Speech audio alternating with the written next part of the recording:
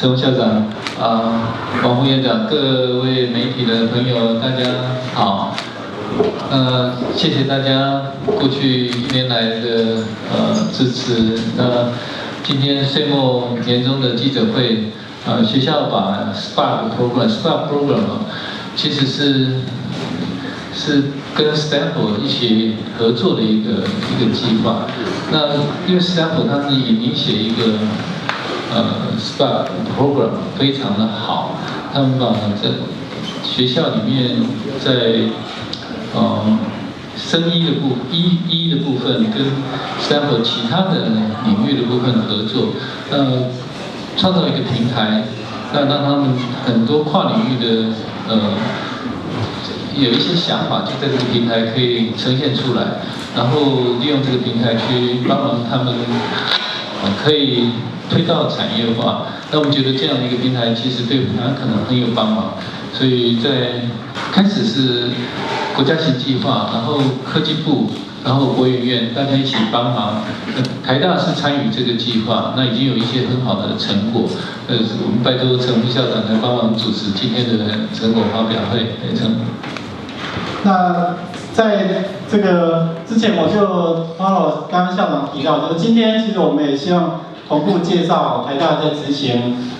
科技部的一个 Spark 这个计划一些状况以及产出的成果。那所以什么叫 Spark 计划？我就在这里给大家 highlight 一下，它是科技部向下执行的一个计划。那这底下现在是由国研院在执行，就是国研院执行办公室是由庄立哲主任在负责。那这个计划底下就是把它的 Spark 就是从医院相关的一些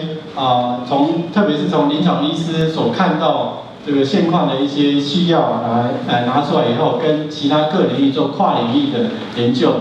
那我们在台大执行我们叫 NTU 的 Spark 这个计划，所以今天跟大家呈现就是台大执行 NTU 这个计划。那这个计划当然在校长的督导底下，那以及蛮重要的是医学院的协助，所以我们今天医学院张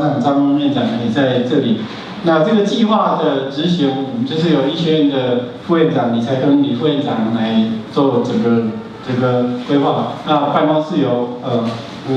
吴教授来负责做推动的规划，所以就是我们的吴明贤吴主任。那所以医学院跟医院这边都有负责，医院就完全吴主任这边担任办公室主任。那所以今天几个重要的key person 都在，除了张院长之外，那以及李副院长，另外就是这个计划真正在推动的时候，那我们都知道这个是算是台湾的生技的一个推动的角色。生技在台湾现在走的是2块，一个就是新药，一个是新医材。所以台大这边也是一样，我们在新药就有一个团队，由胡美吴教授来领军，胡教授、胡美教授今天也在。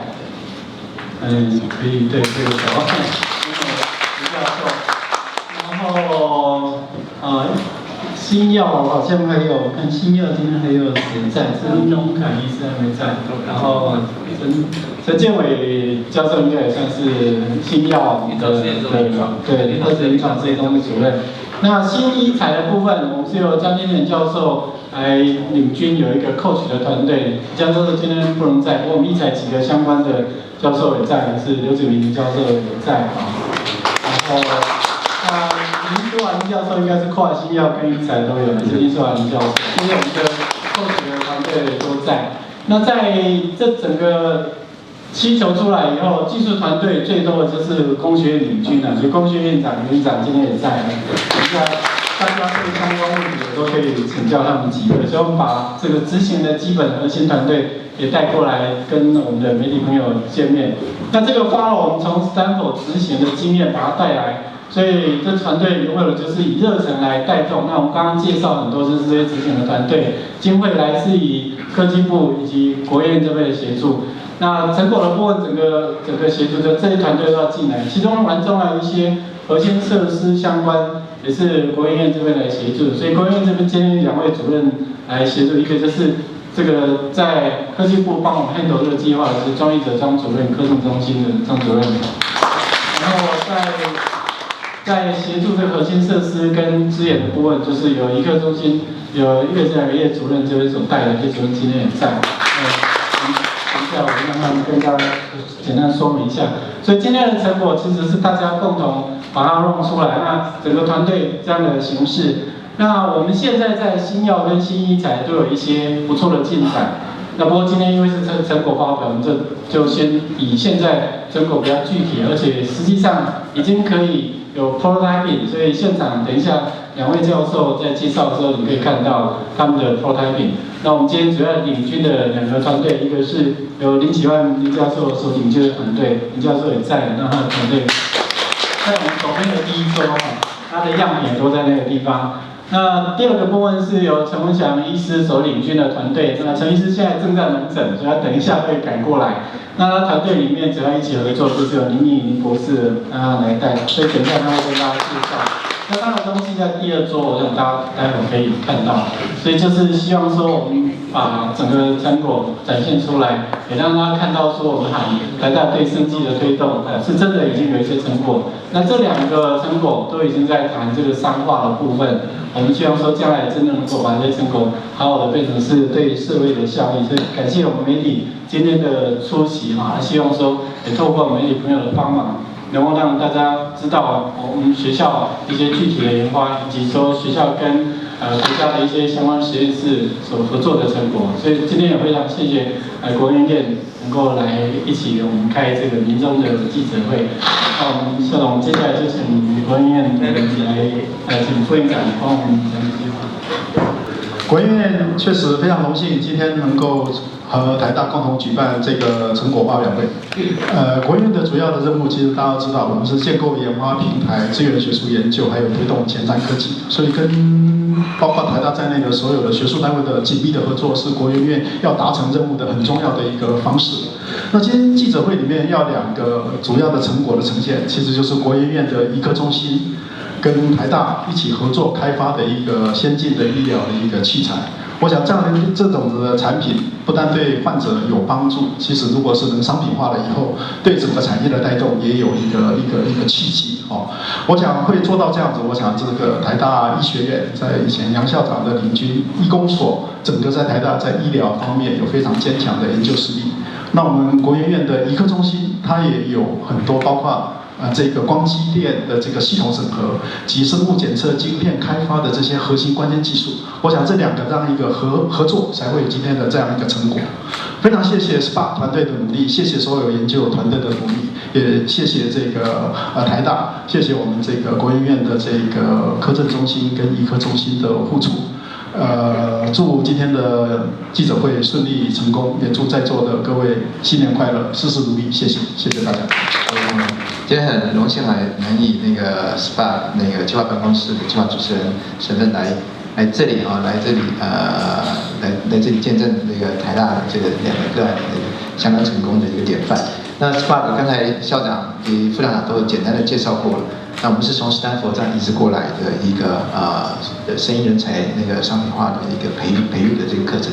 那我们今年是第3年，那台大是在整个计划里面是最重要的一个龙头那很荣幸也很高兴，这个第3年就有非常好的成果。那我也预祝这个今天的这个媒体的这个记者会能成功圆满。那也希望台大未来能带出更多的这个团队。谢谢。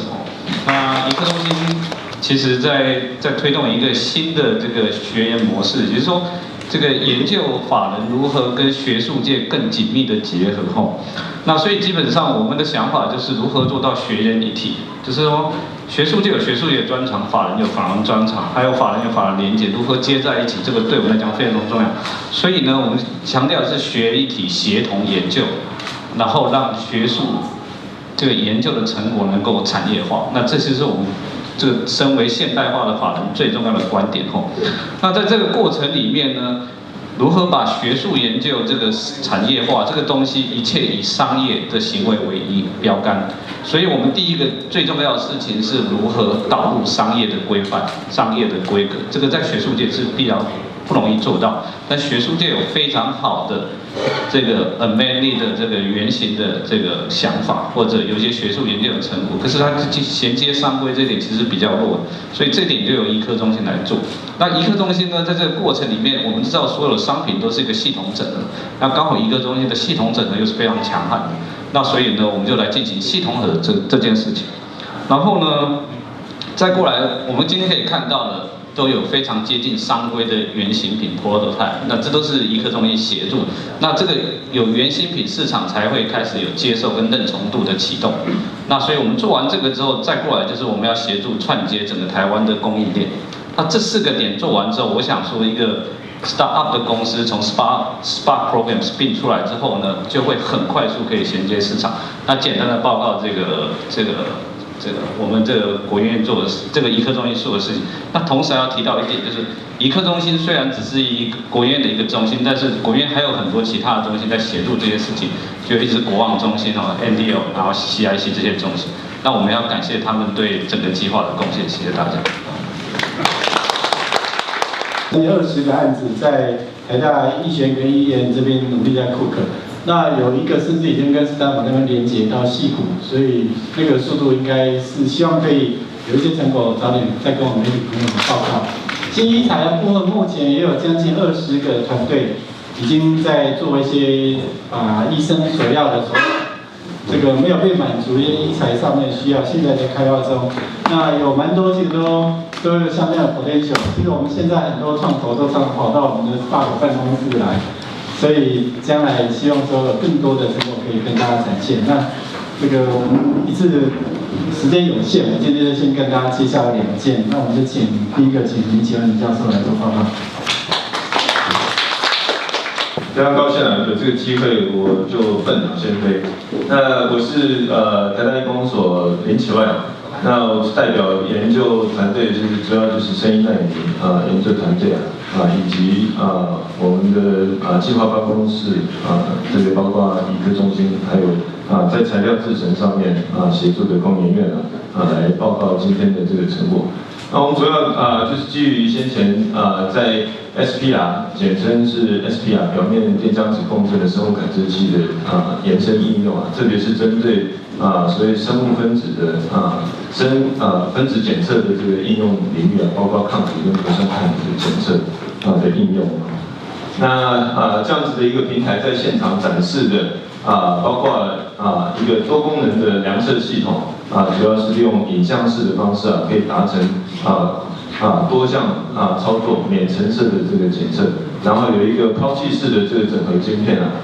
可以达到低价便宜，然后个别使用的这个应用目的而且在这个晶片上可以完成一步的量测不需要重复的操作使用。那最后一个最重要的就是跟医学院的老师合作可以在这上面设计出各式各样不同新的功能的这个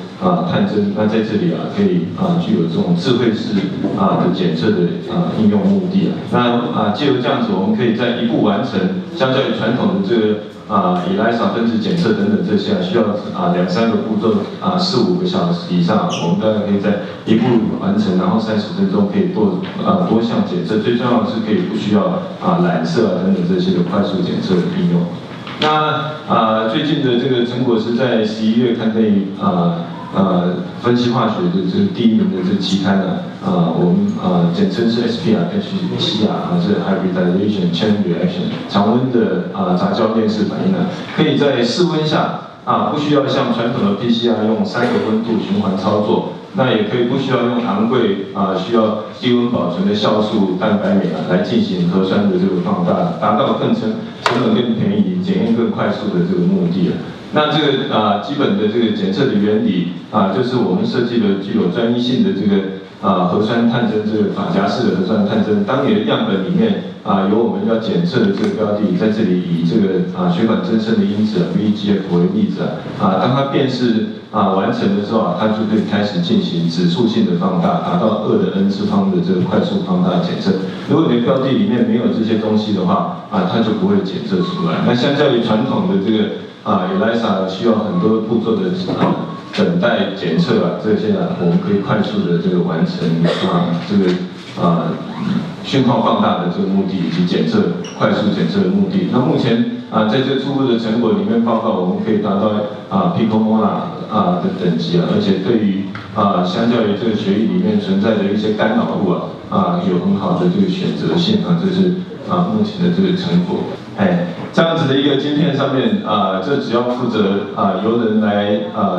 就是由现场操作者只要把样本装进去之后这晶片启动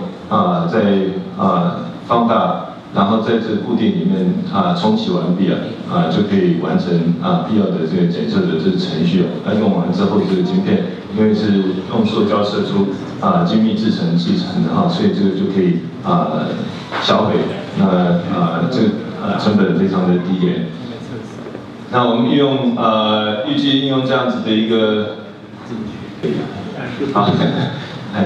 所以应用这样子的一个技术我们可以把所有的东西先装载在这个晶片里面那样本进来之后，它释放出来，然后完成冲洗检测它定量的这个成果。那应用将来目前现在跟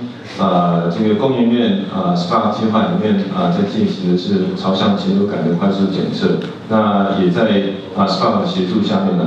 进行这个潜伏性肺结核的这个应用的方向所以我们预计可以在当天快速的完成检测加速它检测的流程，协助他们品管的这是跟一些市面上相关的这个产品的比对我们的确有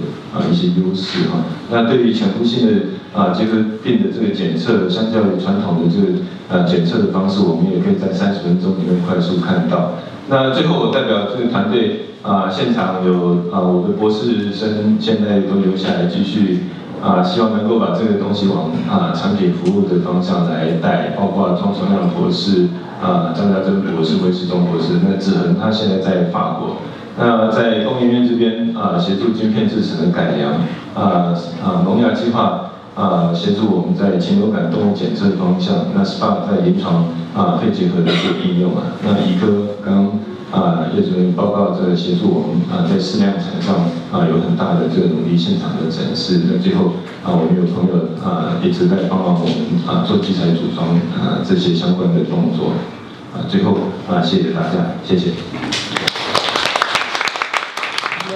我是国研院医科中心林宇，那代表台大医院陈文祥医师的团队跟大家介绍我们的最近的发展状况。那这边你们也可以看到桌上有一个仪器，那就是我们利用这2年的机会把这个仪器原型机做出来。那刚才校长有提到说，生技其实就是医材跟新药2个主要重大的一个领域。那国研院有点像是扮演一个角色，就是把这个学研串在一起。所以我们同时也帮忙把这个医材跟药这个地方串在一起，所以我们做了一个仪器，是可以用在活体动物的影像的部分。那它来帮忙这个新药的开发，来加速新药的开发的速度。那我们都知道，这在新药开发跟疫苗开发的过程中，其实是很冗长的。那怎么样把这个冗长的过程有效率的在节省成本的下面，把这个开发的过程减少的话呢？那动物实验是一个无法避免的一个过程。那中间最重要的关键点是我们怎么样有效率来进行动物实验，而且呢是能够来减少动物牺牲的数量。那这个是我们这个团队里面最希望能够办到的一件事情。那在传统的动物实验里面，你可能要不同的时间，那每个10天你可能要准备一批很多批的老鼠。那假设你有4天，你就要牺牲到要准备24只老鼠做实验。那在活体动物的影像部分呢，其实只要有一批老鼠，那也可以随着时间来观察。同样一批老鼠，你可以减少不同批次产生的变异性，所以也因此这样子可以减少4倍量的动物的牺牲。那传统的这个实验，这个仪器呢，其实是已经很大，像一个比家里的家用冰箱还要大。那所有的在做这个新药开发的，为了要做这个实验都要去排队。那整个全国也不到30台。那它的使用的弹性也比较低，而且功能很强大。但是很多时候团队能够用到就是一些重要的一些功能上。所以我们的陈文祥医师跟这个罗博士来找我们，是来找医科中心，是尝试说有没有可能利用现有台湾在半导体制程、光机电这些很好的一个技术，帮忙把原来这么大像比加密箱还大的一个机器做小做好。那所以整个国研院就组成了一个跨领域整合的团队。这边可以看到，虽然医科中心不只是只有医科，我们还有医学相关的人跟兽医师，那大家组合在一起，有点像整个 team 有点像是一个小型的台大一样，理工农医都有。那我们的这个仪器开发的好处，就是我们自行开发这套仪器呢，能够媲美国外的一个大厂，那有效来进行动物实验，也可以减少动物的牺牲。那同时最重要的是可以加速药物的开发的部分。那所以藉由这么小小的一台跟这个来对比，那可以让大家在做药物开发的人能够使用的频率更好，来减少更多动物的牺牲。好，那如果我们往内看的话，这个是我们的仪器的架构，基本上就主要会有一个光源，然后一个滤片，再可以测试用在不同种类的荧光上面。那这边还有一个气麻的系统，那老鼠只要放在这个气麻的系统里面。那我们同时刚才叶主任有提到说，怎么样把这个学研的成果很快的把它变成是具有商品价值的部分。所以我们边开发的时候，我们就要去想说 ，user 能够怎么样子让他们能够更接受这个仪器，在他们可以接受成本下。所以我们开发的系统呢，也不要让 user 还要另外买自己的一个麻醉系统，用他们实验桌上的东西，把这个仪器放在实验桌上，现有的麻醉系统就可以来测试。同时，他要做他可能要做一系列相关不同的实验的时候，他可能有这个机器在旁边，还有其他的功能性测试的机器在旁边，他可以一起做，那他就这样的效率就会更好了。那这几个地方的关键技术在于说，我们里面包含了整个可吸式的设计，那整个光路的设计，还有人体的部分，所以这个地方是由国网中心来支援的。那也因为这样子，我们目前为止2年内我们送出了3个专利，而且其中一个很特别的专利是送出去不到1年，马上就得到中华民国专利的通过。那证明其实我们提出的证据是相当的一个强的部分。那如果我们以功能性测试来看，传统的这个仪器呢，最难做到的是冷光，因为它非常的微弱。那在这个就是NTU Spark Office 的胡老师的帮忙下，那他提供这个脑癌的动物测试的 model 让我们来看。那它不是很浅层，它是在中脑的区域有一个脑癌的肿瘤，那它能够发出微弱的冷光。那我们用我们的机器呢就可以拍到。那同时我们也尽量做到一个量化，以做研究的精神来做量化这样子。好，那这个产品呢，未来的应用不只是可以用在肿瘤动物的模式上，我们希望能够因应不同客户的需求，把他们的特殊的需求，原来 Artis 没办法做到的需求，把它放进来，在我们的机器里面。那谢谢大家。